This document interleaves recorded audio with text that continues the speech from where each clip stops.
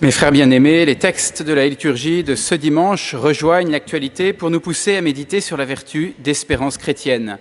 Parce que le terrible descriptif que Jésus nous fait de la fin des temps, aussi bien que le constat qu'on peut faire nous-mêmes avec effroi de la situation de notre Occident face à l'islam, pourrait pousser à désespérer. Alors si l'optimisme irréaliste semble avoir vraiment du plomb dans l'aile, il ne faudrait pas céder pourtant à un pessimisme désespéré, tout aussi éloigné de l'attitude chrétienne à avoir. Cette attitude, c'est l'espérance. Non pas l'espoir, l'espoir c'est une qualité humaine, mais la vertu théologale d'espérance. Que nous dit-elle ? Il suffit de relire l'acte d'espérance, cet acte d'espérance qu'on apprend quand on est jeune. Je pourrais demander à tous ceux qui le connaissent de lever la main. Je pense que les jeunes générations seraient plus âgées, auraient peut-être un peu plus de mal. Mon Dieu, j'espère avec une ferme confiance que vous me donnerez, par les mérites de Jésus-Christ, votre grâce en ce monde, et si j'observe vos commandements, le bonheur éternel dans l'autre, parce que vous l'avez promis et que vous êtes fidèles à vos promesses. Ces actes, espérance, foi, charité, sont d'une grande précision théologique. Voilà pourquoi je vous invite, si vous ne les connaissez pas, à pouvoir les apprendre et les prier. L'espérance, c'est cette vertu qui va pouvoir nous permettre de regarder sereinement le temps qui passe et les événements qui s'y déroulent. Parce que c'est une vertu, on va le voir, qui se déploie sur le passé, sur l'avenir, sur le présent et dans la durée. D'abord, c'est une vertu qui nous fait regarder l'avenir, au loin. Qu'espérons-nous ? Nous espérons le bonheur éternel dans l'autre monde, nous dit l'acte d'espérance. Comme Jésus nous y invite dans l'Évangile, il nous montre le but, la parousie, c'est-à-dire le jour où il reviendra pour restaurer toutes choses. L'Apocalypse nous dit « Voici que je viens faire toutes choses nouvelles ». Nous sommes tentés souvent de nous concentrer sur les épreuves de ce temps, et les épreuves liées à ce retour. Quand on écoute cet évangile, on pense plus aux épreuves qu'à ce qu'elles annoncent. Mais Jésus nous demande de voir plus loin, de voir le jour d'après. Ce jour, c'est le moment de la fin des temps, quand le mal et la souffrance seront définitivement vaincus, quand nous pourrons entrer en possession pleine, avec notre corps, de la terre nouvelle et des cieux nouveaux, dans la joie de voir et d'aimer Dieu. Espérer, mes frères bien-aimés, c'est donc se rappeler que nous sommes créés pour le ciel et uniquement pour ça. Pour autre chose donc que simplement ce temps de pèlerinage sur la terre. L'espérance nous rappelle que notre cité se trouve dans les cieux et que la figure de ce monde passe avec ses joies, avec ses souffrances, avec ses doutes. Tout passera. Par l'espérance donc, nous regardons vers l'avant pour obtenir un jour le bonheur sans fin. Mais l'espérance, c'est aussi la vertu qui nous fait regarder au début, à l'origine. L'acte d'espérance nous dit qu'on s'appuie sur les mérites de Jésus-Christ. Par l'espérance, nous nous appuyons sur la promesse du Christ. Cette promesse, cette espérance, ce n'est pas une confiance qui serait aveugle et obscure dans un avenir incertain.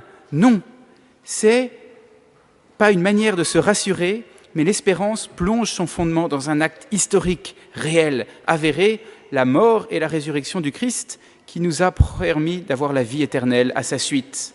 Saint Paul nous dit dans une de ses lettres, « Si nous sommes morts avec lui, nous vivrons.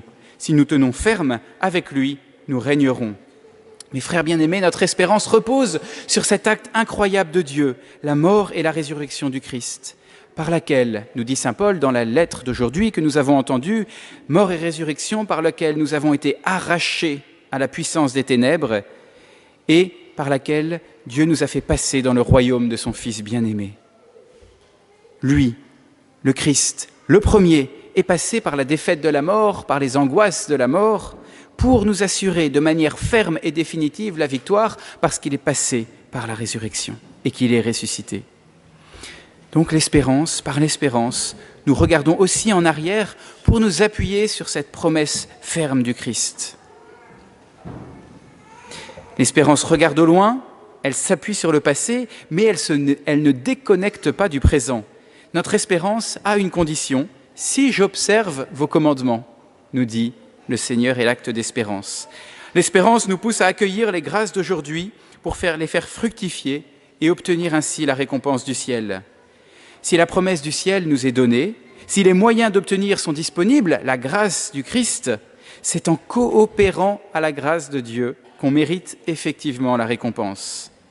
Et c'est tout l'appel à la vigilance qui s'étale dans tout l'Évangile. Jésus nous appelle à la vigilance. C'est par exemple la parabole des vierges sages et des vierges folles.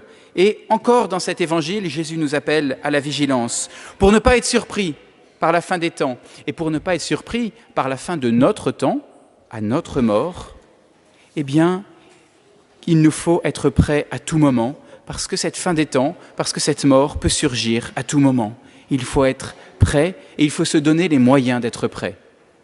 C'est le sens de l'oraison de cette messe. Juste pour information, maintenant, nous donnons les traductions. Pour ceux qui n'ont pas de missel, une petite traduction, une feuille qui est distribuée avec les traductions de tous les textes de la messe pour s'en imprégner. Et que dit-elle, cette première oraison ? Réveillez, Seigneur, le courage de vos fidèles, qu'ils soient plus ardents à profiter de votre action divine pour obtenir de votre bonté de plus puissants secours. L'espérance nous demande d'être ardents à profiter de la grâce. Pour espérer, rassurons-nous, nul besoin d'être parfait, mais il faut être humble, conscient de ses fautes et toujours prêt à demander pardon, et ainsi habitué à se confesser régulièrement. Le chrétien qui espère se confesse régulièrement parce qu'il s'appuie sur le secours de la grâce avant ses propres forces. Par l'espérance donc, nous vivons intensément le moment présent pour coopérer à la grâce du Christ et mériter la récompense du ciel. L'espérance, enfin, nous permet de tenir dans la durée. Il ne s'agit pas de coopérer un jour, il faut tenir dans la durée. Nous espérons avec une ferme confiance, nous dit l'acte d'espérance. Et saint Paul, dans son épître d'aujourd'hui, nous exhorte à parvenir à une parfaite patience et endurance. L'espérance nous rend persévérants dans la durée. Bien débuter, c'est une chose, mais un de nos formateurs disait, et dit souvent, il faut que ça persévère. L'espérance nous permet de rester fermes dans les épreuves, fermes dans les vents contraires, fermes dans les événements tragiques. Et c'est ça qui nous manque souvent. On s'emballe, on est là pour une veillée de prière, mais plus personne après. On prie un moment, plus personne après. On se donne du mal un moment, mais plus personne après. La persévérance nous manque. La persévérance, c'est l'espérance qui va nous permettre de le vivre. Nous manquons d'espérance quand nous ne savons pas persévérer. Parce que c'est alors le signe que nous nous appuyons trop sur nous, sur le constat de tout ce qui va mal, et pas assez sur Dieu et sur cette vertu surnaturelle qui vient de Dieu. Par l'espérance, nous devenons capables de durer malgré les épreuves, parce que c'est le Christ qui devient notre rocher. Mes frères bien-aimés, entre l'optimisme irréaliste et le pessimisme défaitiste se tient la belle vertu d'espérance. En ces temps troublés, nous devons la demander avec encore plus de force, puisque c'est une vertu surnaturelle et donc un don de Dieu. Nous devons aussi la cultiver jour après jour, dans la durée, comme un trésor, puisqu'elle demande notre coopération, et nous devons la prêcher au monde, puisque c'est la seule source de salut pour ce monde dans lequel nous vivons. Amen. Au nom du Père et du Fils et du Saint-Esprit. Amen.